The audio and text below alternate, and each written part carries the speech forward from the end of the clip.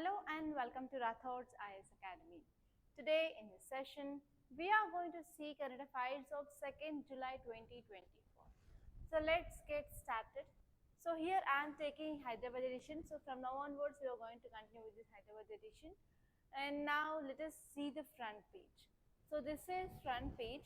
So already in our yesterday's class itself, we discussed about. So this new criminal laws are going to be implemented, right? So here this is about again new criminal laws. So already we discussed this topic in our yesterday's class. So please go back to yesterday's class and revise the important things that we discussed in 3 new criminal laws in our country. Okay, so this is the first important article in our front page of Hyderabad edition. And if you move on, again there is one article regarding GST. June's GST revenue growth slows to 3 years low, no official statement. So even just 2 days ago, we discussed one article regarding what are the reforms that our GST Council is going to take, because in month of April we had good GST corrections, but in month of May and now in the month of June we are going to have like very slow collections. And recently 2 days ago itself there is one editorial in our Hindu itself which discussed about our GST Council took some measures to improve compliance and to improve GST collections. So again you have to revise that article. So this is nothing like the new thing, but here you have to know some basic idea or what are the dimensions that you have to see from this article. You need to know that. So here we have GST. So GST is part of your public finance topic. So in this public finance, you have this taxation part, and this comes under your GS paper 3 under economy. Under economy, it is the part of. Okay, here you have to understand what is this GST, that is goods and service tax, and which type of tax is it. It is indirect tax, and you have to see in this GST we have different types like CGST, SGST, IGST. What is that and why we came up with this GST? It is one of the great tax reforms in India in 2017. So this is called as one nation, one tax system. So why we came up with that? What are the advantages, what are the disadvantages, what are the challenges. So all these things that you need to know regarding this GST. So it is your responsibility. Already we discussed that in very great detail, right? And in this Hyderabad page there is nothing much important. Okay, so here you can see one article. So if you are from state of Telangana, so this will be very important. GHMC Disaster Management Wing to be renamed as Hydra. Okay, so here you can get a question called as Hydra is in news, and students who are going to prepare for this state service examination of Telangana, and you know that, so there is some conflict and there is some issues which is going on regarding the job calendar in state of Telangana. And finally one good news, guys, here in our today's newspaper, and if you are from resident of Telangana, so they are going to have every year job calendar in this Telangana regarding government examinations of group 1, group 2, group 3, group 4, like that. So it had not yet been released, but they are going to finalize this, it seems. Okay, so if you are preparing for that kind of examinations like TSPSC or TGPSC examinations, so this article is very important.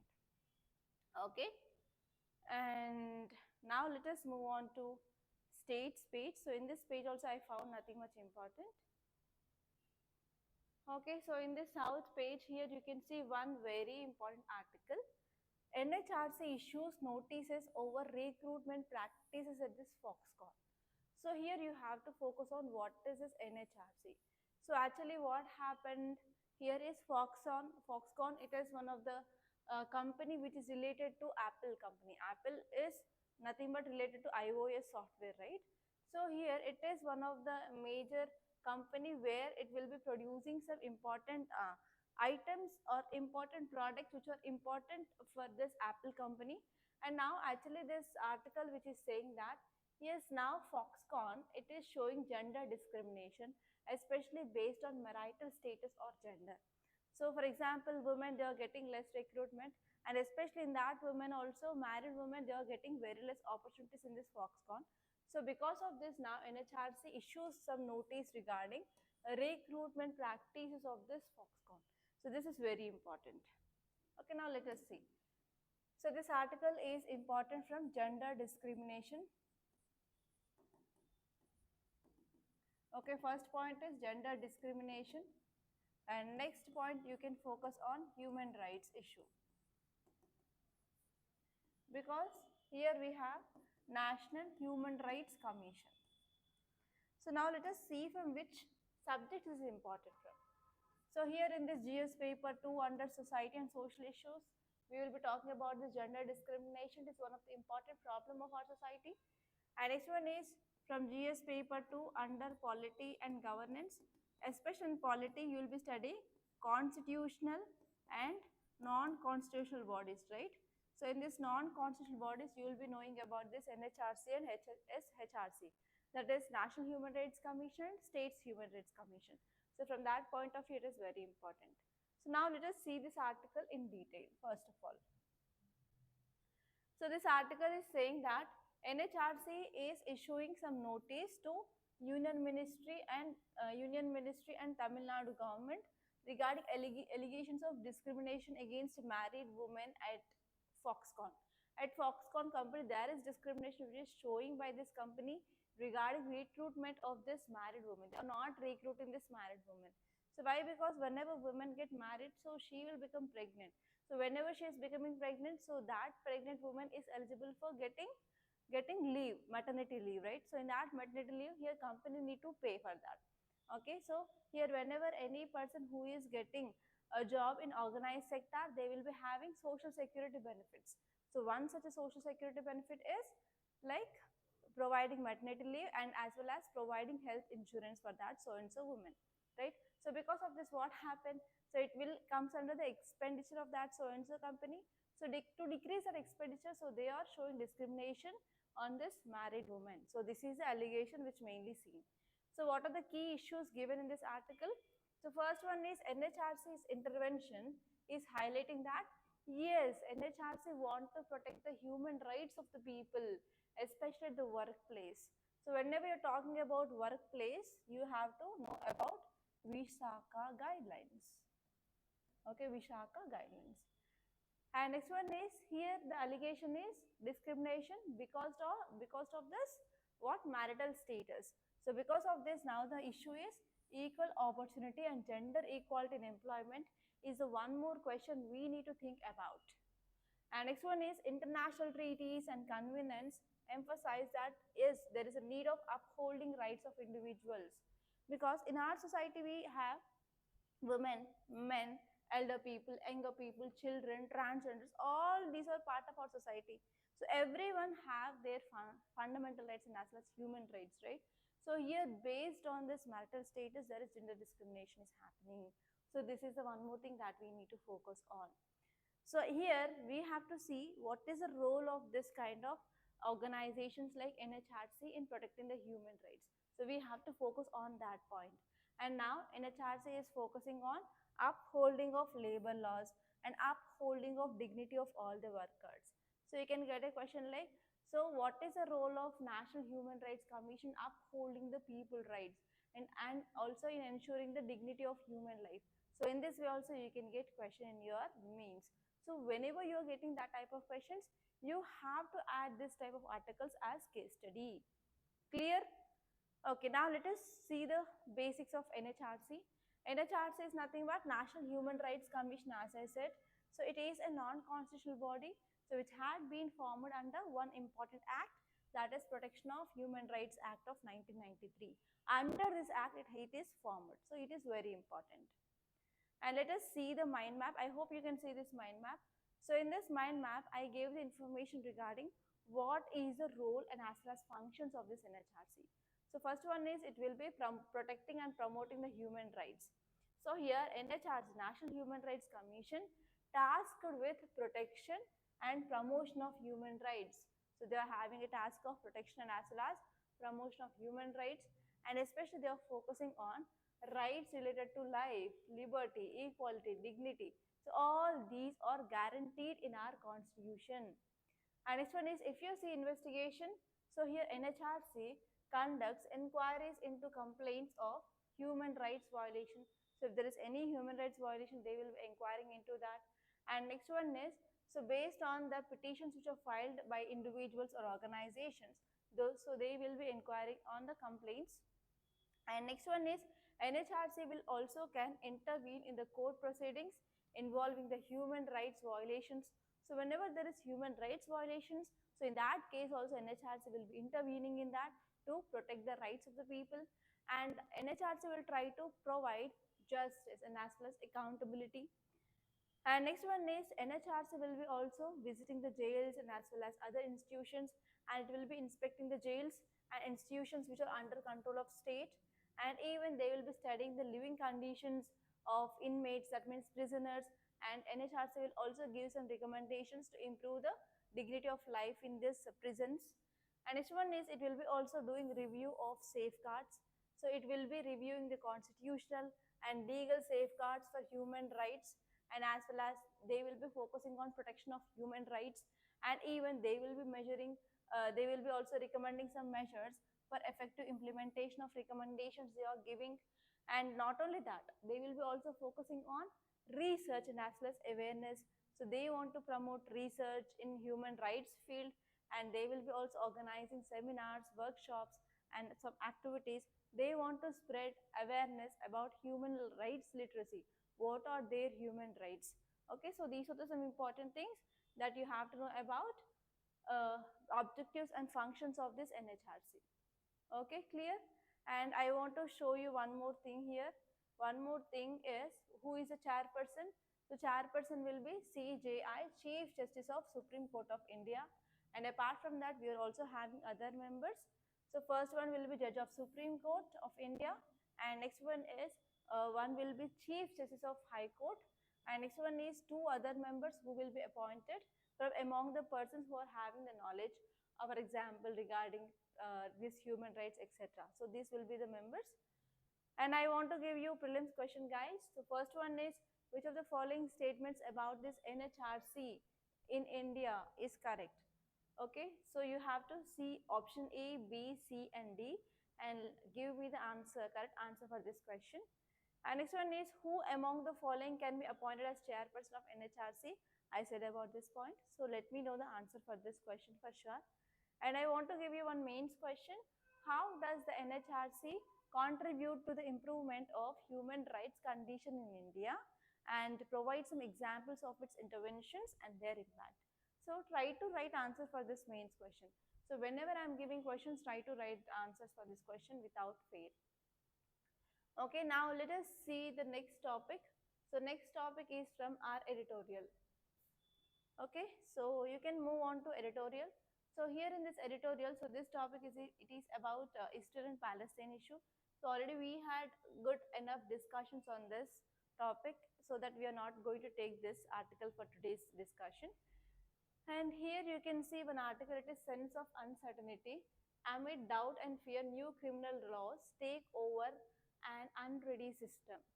So actually, you know that we are going to impose this three new laws now in India, and these three new laws which are replacing IPC, CRPC, and Indian Evidence Act, which are of British time period. But here this article is saying about what are the problems now we are having in our society, whether it is correct to implement these three new laws or not, and it is saying exactly what are the problems are. So this is very important, and now let us see this article in detail. Okay, and this is important from your polity from GS paper 2, and this article is important from both prelims and as well as mains point of view. And please watch yesterday's class so that you will be understanding the basic points regarding what are those three laws, and what are the different provisions of those three laws which are different from earlier laws. So those points are yesterday I focused a lot. Okay, so this article is saying that if we have uncertain implementation of these new criminal laws, so they are raising concerns about whether our police system or whether our judicial or justice system, they are ready or not. We have to be very much clear that whether our police system or whether our judicial system are ready to tackle with these new laws or not. So without knowing that, we can't blindly go and implement that. That is the thing which is said here. So if you see the key insights, so whenever we are going implementation of this new criminal laws, especially whenever we are going with this hasty implementation without proper preparation, that will raises concerns, okay, concerns about whether they are effective or not, whether they are going to provide the fairness of our justice or not. So why we are implementing? Because they are not like old laws, they are not addressing the new issues. And when we want to ensure fair and transparency in the justice system, we need to come up with the changes. So that is the idea behind coming up of these three new laws. But we don't know whether our police system is ready or not, whether our justice system is ready or not. Without knowing that, we implemented that. So now the question is whether they are going to be effective or not, whether they are going to provide fairness in our justice or not. So these are the two questions that are now in place. And here, one more problem which raised by this article is there is lack of clarity. There is lack of training among these police people and as well as this justice people or judiciary people, so that we don't know like whether it is going to lead a confusion or not. And if they are leading any confusion, if they are not having clarity, that may cause misuse of power they are holding.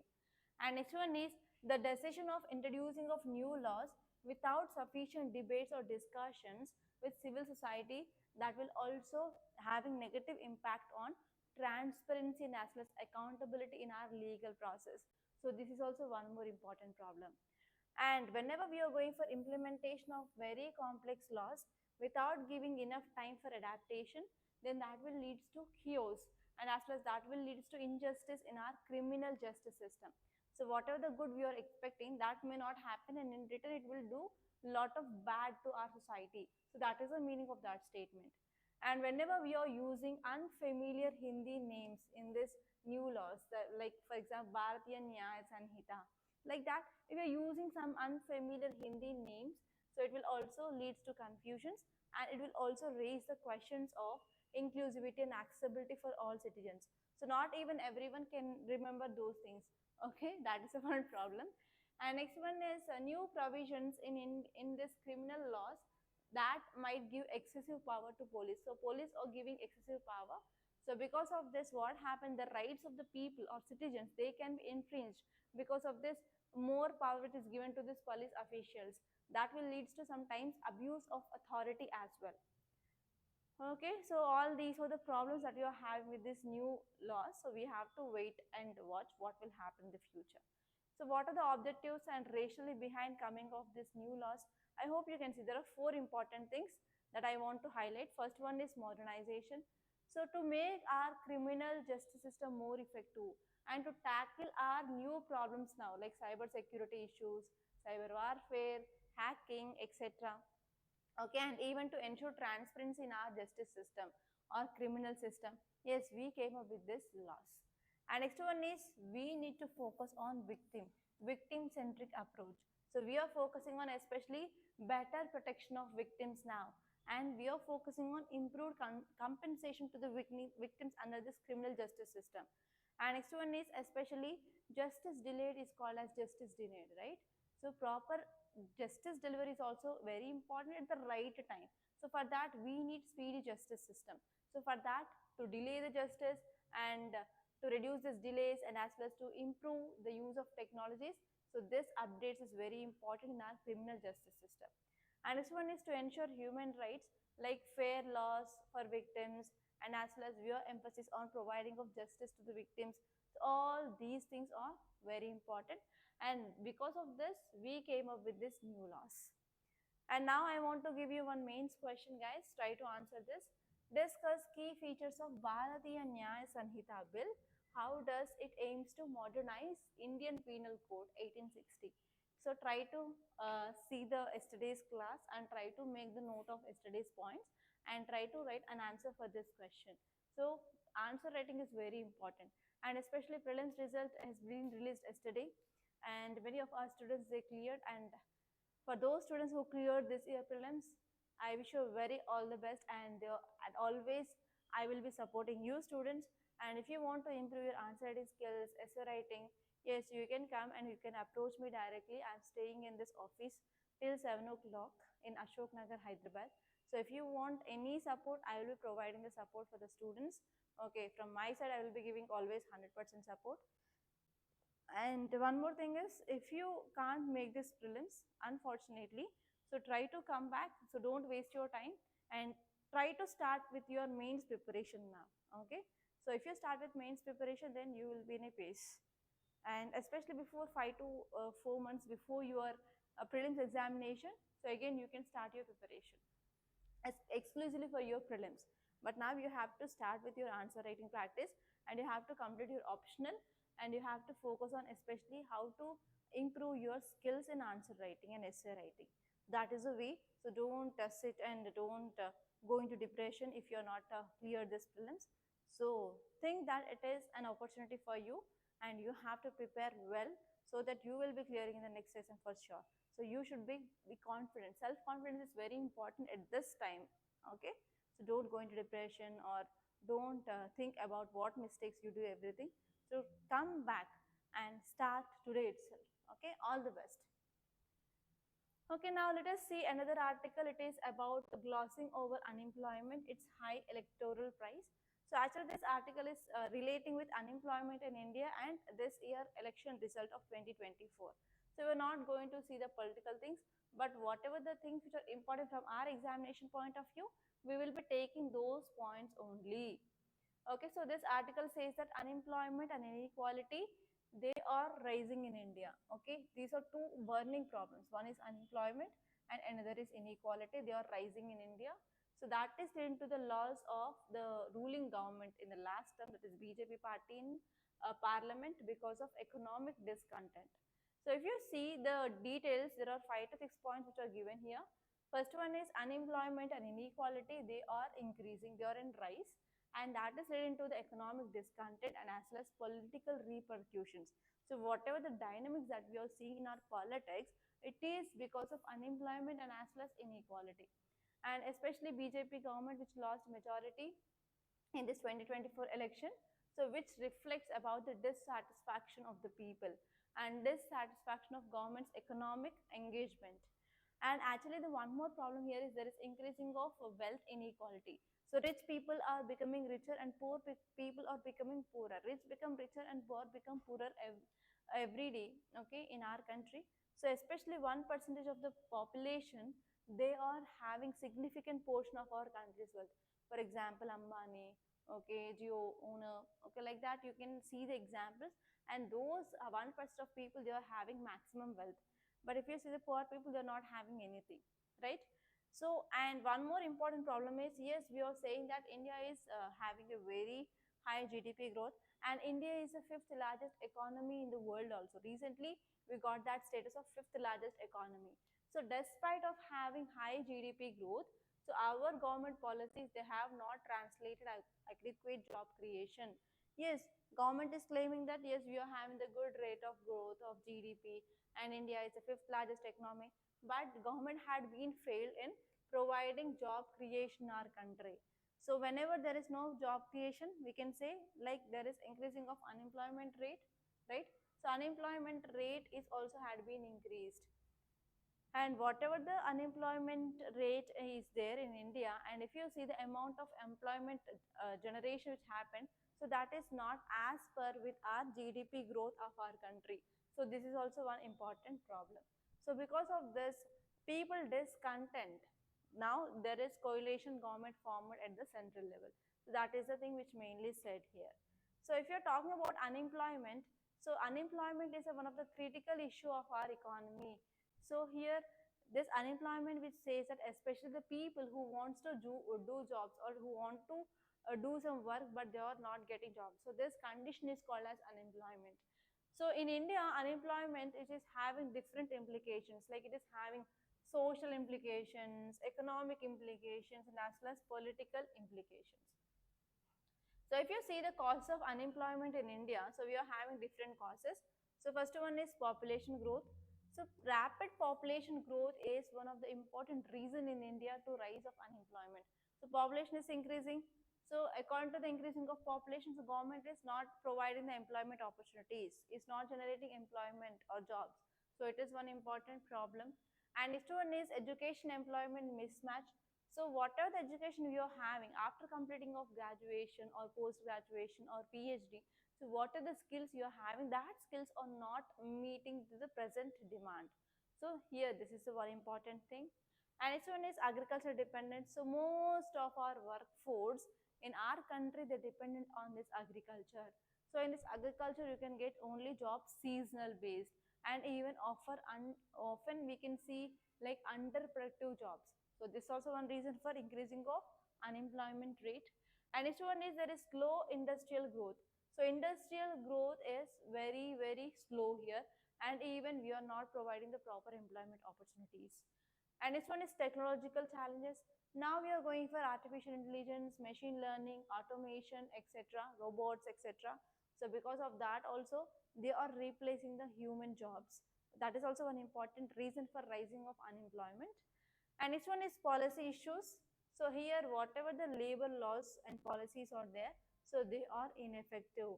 So because of this, now they are creating some barriers for providing of employment opportunities. So these are the important causes of rising of unemployment. So these causes are very important from your mains point of view. You can get a mains question, guys. So I want to give you one mains question. Try to answer this.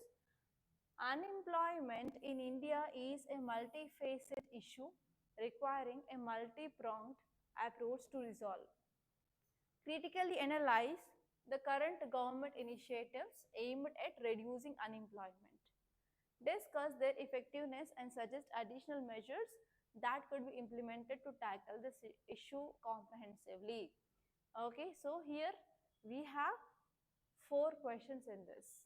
So try to write all these 4 sub-questions in a single question and try to answer them, and the word limit is 250 words, guys.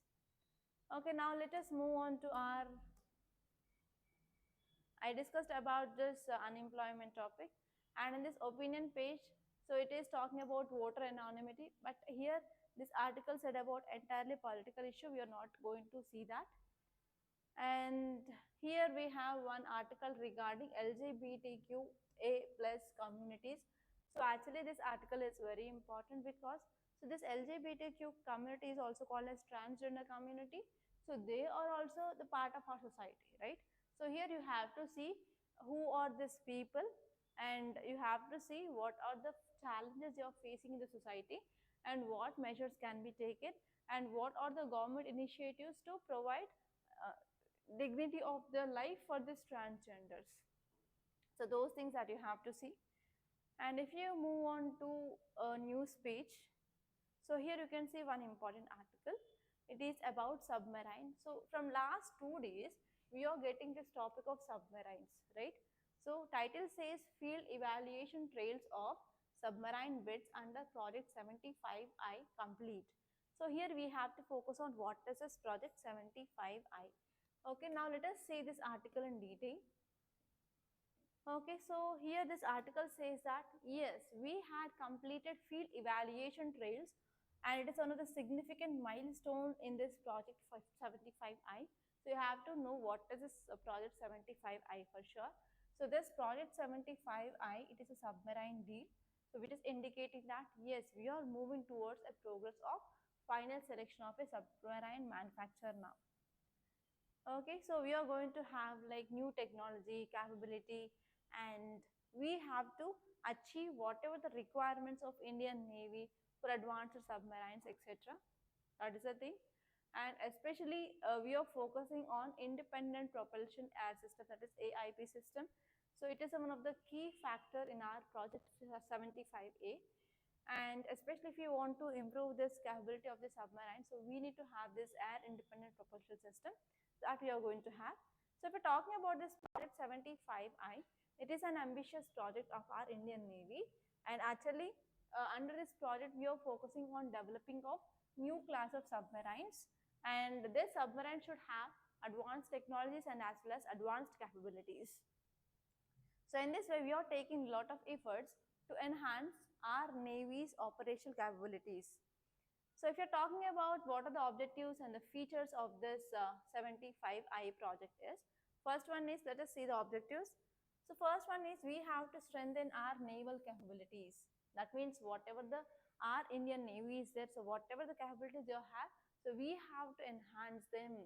Okay, how we can enhance? We can add around 6 advanced conventional submarines so that we can enhance the capability of this Indian Navy. And next one is we have to focus on indigenous manufacturing. So we have to promote indigenous defense manufacturing under Make in India initiative. And next one is we can focus on technological advancements. So we can incorporate advanced technologies like air independent propulsion system so that we can improve the better endurance, better features of these submarines. And next one is we can focus on static or strategic autonomy, like we have to reduce dependence on the foreign suppliers and we have to boost our self defense or self reliance in this defense technology. So these are the objectives of this project.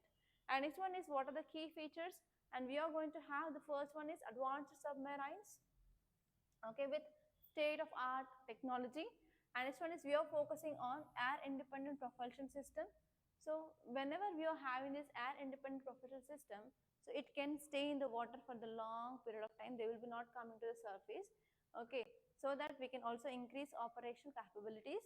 And next one is we can improve our sheath technology. For example, this technology is very helpful to reduce detection by the foreign or enemy forces. And next one is we can enhance our weaponry, okay, like we can enhance advanced torpedoes, missiles and other combat system by this technology. And next one is we can improve our indigenous production, that means we can increase our domestic production or domestic manufacturing, and we can come with collaboration, etc. So that is the thing which mainly said in this project 75I. And if you see what are the benefits and challenges of this project, so it is very important from your means. So benefits are, the first one is if you're having this type of technology, obviously we can increase our defense capabilities, right? And next one is we can also be advanced in this technology. So we can adopt advanced technologies and we can go for development of indigenous capabilities. And next one is it is going to have even boost our Indian defense manufacturing sector, and even it can create the jobs. And next one is strategic autonomy, so greater self-reliance in critical defense technologies. And next one is what are challenges and considerations. So we have challenges regarding technology.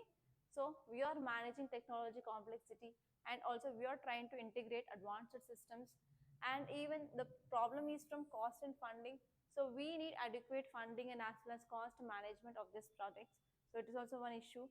And next one is timely delivery. Adhering to the timelines and schedules to avoid delays is also one important challenge. And next one is we are focusing on collaboration management between domestic and as well as some international partners. So these are some important things that you have to see from this article point of view.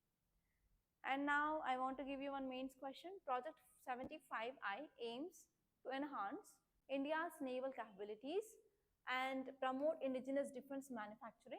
Discuss the objectives, key features, and expected benefits of Project 75I, and critically analyze the challenges faced in its implementation and also suggest measures. So first one is you have to see about what is this Project 5I introduction, and later on you have to see the first one is objectives, next one is key features, and third one is benefits, and fourth one is you have to write challenges, and fifth one is measures. So in this single question you have 5 sub questions and you have to answer all those things. Okay, so in this way you will be getting questions in your mains. So you have to be ready to write that such type of an answers. And now let us see the next topic. It is about what is on agenda of 16th Finance Commission. So yesterday itself we discussed one article, okay, regarding what is the financial crisis faced by Tamil Nadu. Tamil Nadu government is not getting enough funds from central government, right? So who will be deciding that? So the deciding authority is Finance Commission. So we are going to have, actually it is had not been at came up. So we have this 16th Finance Commission which will be deciding about so how much funds central government need to give grants to the states, everything. Who is the deciding authority? That is Finance Commission. And now this Finance Commission is in use, and this Finance Commission is one of the constitutional body under Article 280 of our Constitution, and this is very important topic, guys. Okay, so now let us see the summary. Financial devolution to cities in India is inadequate. So whenever they are not getting proper funds, for example, cities they are not getting the proper funds from the central government, So it will be impacting the productivity and as well as quality of life. So because of this, now the 16th Finance Commission need to address this issue. Okay, so if you're talking about cities or urban areas, they are very important for the development. If there is no proper funding for this, it will be undermining the growth and it will be having impact on the quality of life, and further it will be having impact on the economy of the country as a whole. That is the thing we have to focus. And whenever there are intergovernmental transfers to urban local bodies in India, they are significantly lower than other developing nations. Okay, so that is one important thing. And actually, whenever we introduced this GST in 2017, so it had further reduced urban local bodies tax revenue. And because of this, now urban local bodies, they are facing financial issues. So that is the thing you need to focus on. And next one is, even you are having some parallel agencies, and that is helping, or that is leading to this operational autonomy of local governments or affected, and even that will be hindering the effective governance of services. So those things that are mainly said here. So if you're talking about this Finance Commission, so it is a constitutional body, as I said. It has been established under Article 280 of our Indian Constitution. And when it is appointed, so it is appointed every 5 years to make recommendations on the distribution of tax revenues between central government and as well as states. And next I want to show you one mind map which is talking about objectives of this 16th Finance Commission. So first one is they will be talking about revenue sharing between center and as well as states. Okay, revenue sharing between center and states. And next one is they will be also dealing with grant in aid. So how much grants they have to give to the states and cities, etc. And we will be talking about devolution formula. So devolution is nothing but how much funds they have to give to center from to the states. So that is called as devolution. And next one is they will be also dealing with some key areas like the special grants for special states for especially to deal with disaster, example Tamil Nadu. And next one is health and education, and even how they have to increase the strengthening of urban and local bodies. And they will be also giving some recommendations on how public expenditure need to be done. So all these areas they are focused by this Finance Commission. Okay, and now let us go back to our Hindu. So there are nothing much important actually. Yeah, in this business page you have this purchasing manager index. So how do you know that whether your manufacturing sector or service sector they are working well? So we have indices. So every month we will be having this PMI. So now it is talking about manufacturing sector. After 3 to 4 days again this will be news regarding service sector. So you have to know about this PMI for sure. Okay, and here you can see RBI ASEAN to create a platform for instant retail payments. So actually it had not came into picture. So once it came into picture, I will be having discussions on that. And in this world page, there is nothing much important. So in this science space, there is very advanced topic that will be not asking in your examination for sure. It is about Higgs bosons. Okay, we are not focusing on that. And in this text and context, I discussed about this topic of 16th Finance Commission. So these are the important topics that appeared in our today's Hindu newspaper. So by this I'm concluding. And one more announcement I want to make is, so we in Rathods IAS, we are going to launch current affairs program, current affairs course. So in this current affairs course, you will be getting daily PDF, whatever we are giving in our Hindu. Okay, Hindu analysis, and whatever the static dimensions we are discussing on this static dimensions you will be getting separate PDF, so that about 80% of your static syllabus is covered here. And next one is we are going to give you one more daily PDF. Apart from Hindu, we are referring other newspapers like Indian Express, Down to Earth, and as well as Business Standard, Financial Express, and we are going to give you one more additional PDF of news from other sources. And next one is you will be having weekly compilation of current affairs, and you will be having monthly current affairs compilation. And apart from that, weekly you will be having current affairs related MCQ based test. And apart from this, whatever the mains question I am giving, you will be getting answer solution format for those mains questions also. So all these are the important features of this current affairs course. And if you join this, I can ensure you that around 80% of your static syllabus is covered, okay, with our this PDFs whatever we are giving. and even current affairs will be covered in an exclusive way so that you can clear your mains and as well as prelims by this course for sure, because mostly the questions are coming from current affairs integrated static syllabus. So this course is very useful, and the cost of this course is just 3,500 rupees for 1 year, and you can join this. Okay, to join this course, you can download our app. The app link is given in description box, and there you can purchase this course directly in the app. So that's all guys. I hope you enjoyed this class. If you really like this class, hit the like button, and please do share this class to your friends, and don't forget to subscribe to Rathods IAS Academy. Thank you so much for watching.